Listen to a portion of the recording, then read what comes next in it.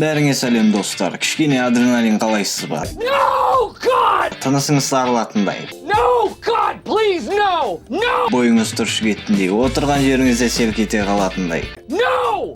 Өте жақсы, өйткені сіздерге арнап біз әлемдегі өте қорқынышты және керемет аттракциондарды жинадық. Ендеше, қорқыныштан орныңыздан атып тұруға дайынсыз ба?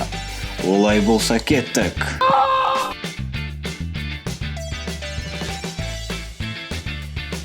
500 футтық мост. Қытайда экстремалды көпірлерді жақсы көреді. Олардың біреуін естігенде шығарсыз. Жыл сайын келген сезімтал туристерді қорқытатын әйнектен істелген көпір жайында. Бірақ та біз оның бәсекелесін тапқан сияқтымыз. Әрине бұл көпір оның 300 метрлік қарсыласынан қысқарақ болып келеді. Бірақ бұдан алатын әсерлер әйнек көпірден титтей де аз емес. Бұл аттракционнан өткісі келген әрбір ержүрек адамды арқанмен сақтандырады. Әрине бұл артық шара емес, өйткені сіз 200 метр биіктікте жаяу өтуіңіз қажет болады, ал кейде секіріп өту керек. Көпірдегі бөренелер әртүрлі ара қашықтықта орналасқан, 50 сантиметрден 120 сантиметрге дейін, 200 метр биіктікте, төменде бұлттар, ал бөрене аралығы 1 метрден артық болса, секіре алар ма едіңіз? Айтуға оңай, бірақ сенсеңіз бұл тек видеода ғана оңай секілді. Арасында жүрегі мықты адамдардың да жүйкесі шыдамайды. Бірақ атық адам болды, сен төмен ұшып бара жатсың. Сақтандыру арқанның арқасында көп ұшпайсың. Бір адамдар соншалықты қорыққаннан жұппен өтеді. Және де бұл жерде аяқ киімді жоғалтып алу қатері бар. X-Cream Лас-Вегаска келіп, казиноға, ойын-сауық орталығына барып ойнау, отысты өсіз үшін болмаса, егер сіз шынымен де қорқынышты адреналин алып рахаттанғыңыз келсе, X-Cream сіз үшін арналған.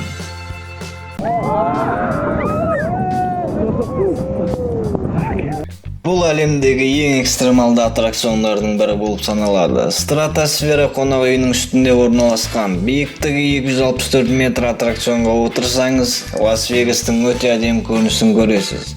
Егер де сіз аттракционға отырсаңыз, сіз барлығын ұмытасыз, ал ол рельстермен төмен қозғалғанда айқайламауға тырысып көріңіз. Вулканобординг әдеттегі серфинг жайлы бәрі біледі, ал жанартаулық, яғни вулканистский серфинг жайында ше. Ойыңызға келген сұраққа жауап берейін. Жоқ, бұл спорт түрімен айналысатын адамдар мықты тақтада лава үстімен сырғанамайды. Олар сөнбеген әрекеттегі жанартауда сырғанайды. Мұндай сырғанау әлемнің тек бірнеше түкпірінде ғана болады. Оның біреуі Никарагуада орналасқан. Жанартаулық серфингке қызығатын адамдар Сьерра Негра жанартауынан сырғанап түседі. Оның биіктігі 728 метр. Бұл 150 жылдық сөнбеген әрекеттегі жанартау 23 рет атқылады. Соңғы атқылауына 20 жыл өтті. Үстінде тұрған кезде оның жылулығын сезесің. Экстремалдар темірден немесе ағаштан жасалған тақтасына отырады да жіптен қатыстап 45 градустық бұрышта орналасқан жанартаудан түскендегі жылдамдық 86 км сағатына дейін жетеді. Бұл ойынның ұйымдастырушыларының айтуы бойынша алатын жарақат ол жеңіл бөртпе ғана. Жанартаудан түскен кезде көптеген кіші тастар тиеді, сондықтан ауызды жауып түскен абзал. Бұдан алатын әсер өте керемет деп айтады. Сырғанап түсе алар ма едіңіз? Furious Bake, американские горки. Америка горкаларда таңғаларлық не бар? Мұндай тиын шығаруға асықпаңыздар. Испаниялық аттракцион Furious Bake'ның өзіндік ерекшелігі бар. Ол 2009 жылдың тамызына дейін Еуропадағы ең жылдам аттракцион болған. Қазір бұл лауазымнан айырылса да экстрим құмарларды бұл аттракцион әлі таңғалдырады. Ол 3 секундта 0-ден 135 км сағатына жылдамдығын көтергенге қалай қарайсыз? Мұндай тез жылдамдық алу құлау жылдамдығынан да тез. 850 метр аралығында экстремалдар туннелдерге кіріп, қорқынышты бұрылыстардан көлдің үстінен өтеді. Оны құрушылар әдеттегідей вагондар емес, отырғанда ауада ұшатын сияқты өзгеше қылып жасаған. Қалай ойлайсыздар? Furious Bake аттракционында қанша аяқ киім жоғалды деп ойлайсыздар? Zip World Velocity тұңғиықтан ұшудың өзі қауіпті кәсіп. Басыңды алға қойып, екі қолың денеге басылып ұшуға қалай қарайсыз? Мұндай аттракционда Ұлыбритания, Уэльс елді мекенінде байқап көрсе болады. Сол жердің ұқыпты нұсқаушылары сізді көптеген белбеулермен байлайды. Міне, сіз енді зымырандай болдыңыз.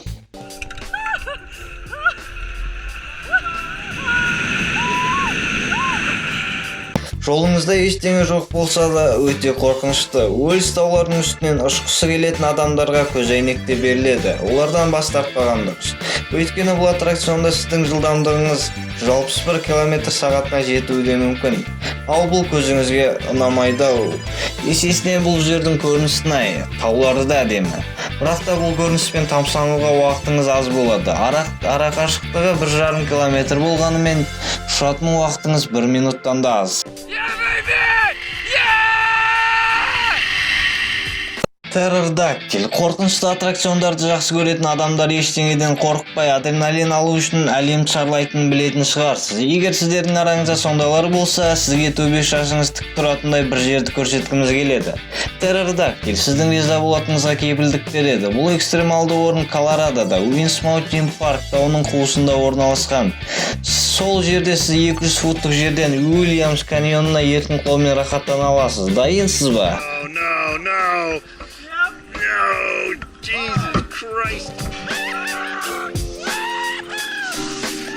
Ең алдымен сіз жартастың шетіне көтеріліп тұрасыз, ал сосын 100 миль сағатына дейінгі жылдамдықпен төмен құлайсыз. Қорқынышқа ерік бермеңіз. Сыртынан қарағанда үрейлі болғанымен бұл аттракцион қауіпсіз болып келеді. Сенімді бекіткіштер құлап кетуіңізге жол бермейді, және де сіз каньонның әдемілігін тамашалай аласыз. Егер де талып қалмасаңыз, әрине.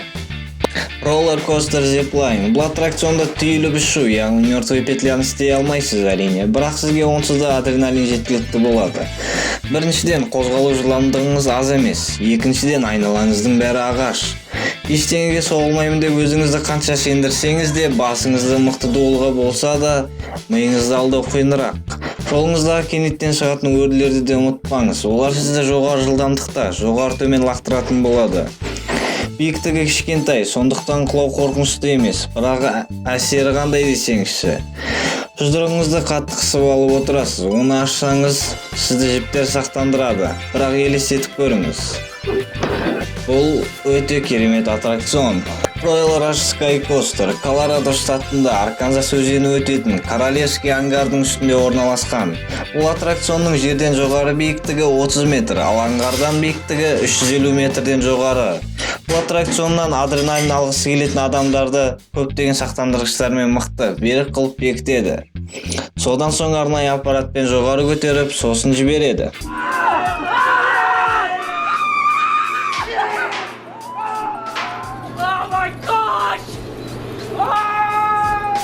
Аяқ астынан күтпеген жерде еркін құлағанда сіз аңғардың жоғарысында боласыз. Бақытыңызға орай сізді мықты сақтандыру жіптері ұстап, қайғылы нәтижені сақтап қалады. Жылдамдығыңызды 80 км/сағатына дейін арттырып, сол жерде жіппен тербеліп қаласыз. Салмақсыздық күйінде ұшу. Әрбіріміз өз түсінде бір рет болсын ұшқан шығар. Сосын жақсы көңіл күймен оянған шығарсыздар. Әттең-ай, бірақ та Суперменнің ұшу қабілеті ешкімде жоқ. Сізге бір жерді айтайын. Шынында мұндай ұшуды фантастикасыз-ақ жасауға болады. Кәдімгідей ғарыштық салмақсыздық күйінде қалықтауыңызға мүмкіндігіңіз бар. Ол самолет үлгісінде істелген самолет лабораториясында орналасқан. Ешқандай магия емес, кәдімгі қарапайым физика.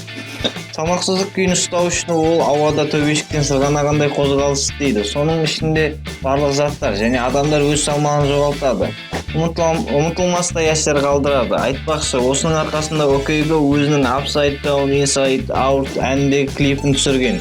Егер көрмеген болсаңыздар, көруге кеңес беремін. Егер де сіз өткір сезімсіз жүре алмайтын болсаңыз, немесе жаңадан адреналин алғыңыз келсе, Хуашань тауындағы экстремалды аттракцион сізге арналған.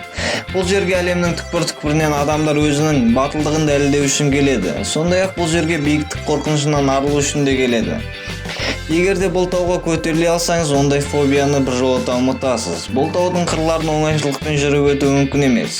Ол жерге ешкім сізге жол салып бермейді. Ал егер қауіпсіздігі туралы алаңдасаңыз, уайымдамағаныңыз жөн. Әр туристке сақтандырғыш кигізеді. Келушілер саны жылдан жылға көбейіп барады. Ал бұл дегеніміз осы жердің қауіпсіздігінің жақсы екенін дәлелдейді.